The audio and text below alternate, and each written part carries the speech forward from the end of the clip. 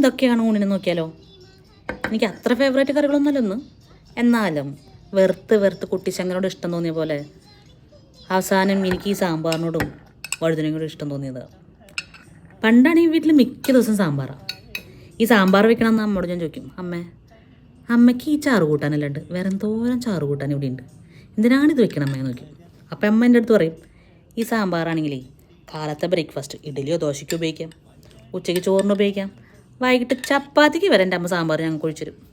അപ്പോൾ ഈ സാമ്പാറാണെന്ന് അറിയുന്ന ദിവസം മൊത്തം മൂഡ് ഔട്ടാണ് നമുക്ക്. 3 നേരം ഈ സാമ്പാറല്ലേ.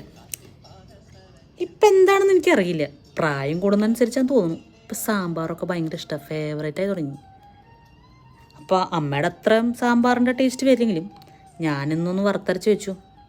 പിന്നെ നമ്മുടെ ഈ വഴുതനങ്ങ ആദ്യം ഫ്രൈ ആക്കാമെന്ന് ഞാൻ വിചാരിച്ചത്.